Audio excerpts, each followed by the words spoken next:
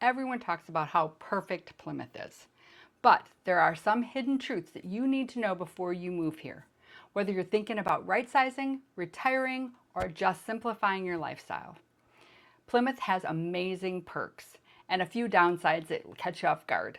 So let's pull back the curtain and we'll talk about those. Living in Plymouth, Michigan offers a unique blend of charm, convenience, and community appeal, making it one of the most desirable locations to move to in Metro Detroit. The Metro Detroit area has a lot of small towns with quaint downtown areas. Some feel kind of dated and a bit old-fashioned, but one reason I really like Plymouth and why it's so popular is its contemporary and vibrant yet charming community-based downtown. Kellogg Park and all the summer concerts all summer long, Art in the Park in July, the Fall Festival, which is always so much fun in September, and the Ice Festival in January with the beautiful ice carvings. We all need to get out at that point, and it feels so good to all be together again.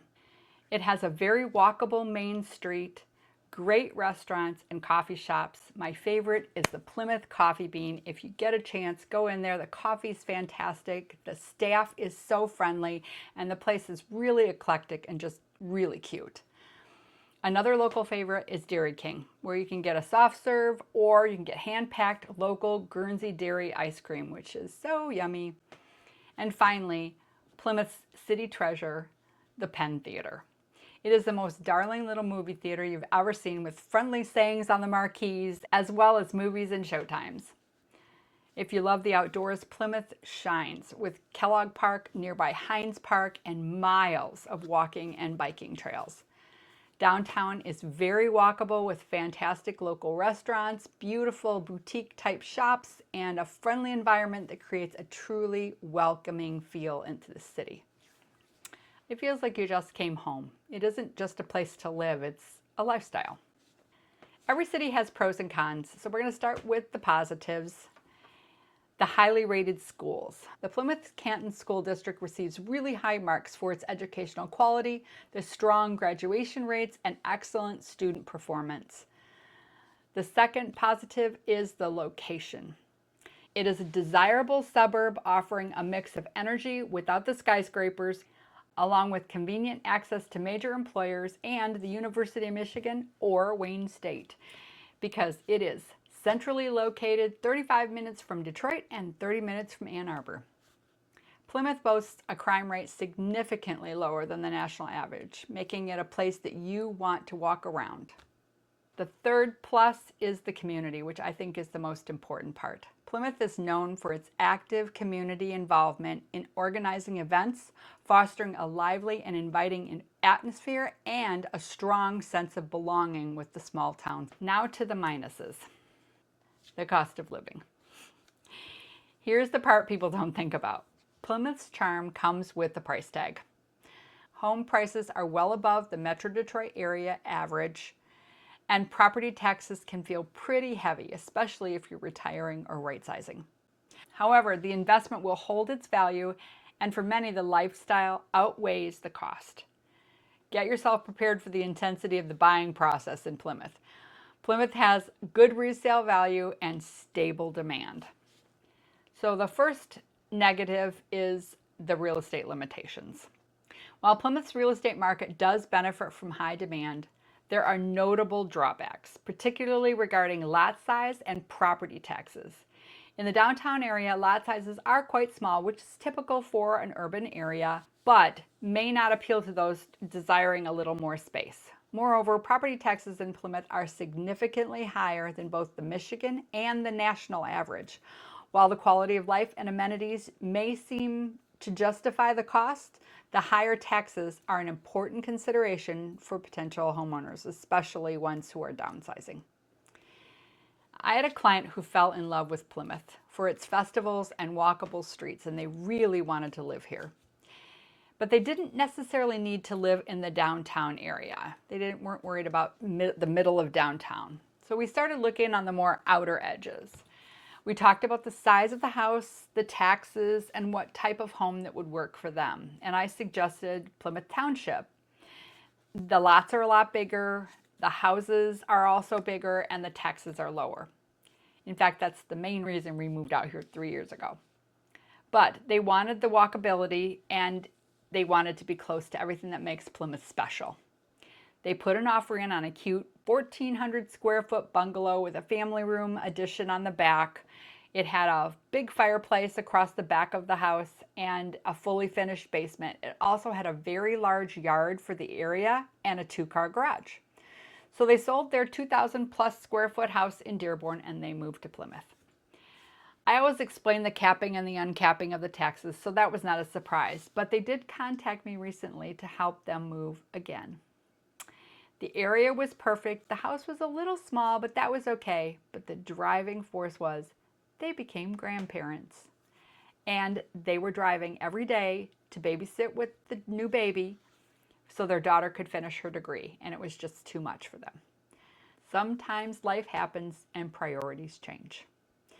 We are now looking in an area that has bigger homes, lower taxes, and most of all is closer to the grandbaby. Seeing both sides helped them make the right choice for their new changes to their lifestyle. I like clients to be happy in the choice of their home. It is a lifestyle versus cost trade-off sometimes, but sometimes it's just about family. The second negative is the busy downtown. And when I say busy, it's busy. It's a major draw for everybody in the area, and it can cause everything to be quite crowded. If you live close and can walk, that's great.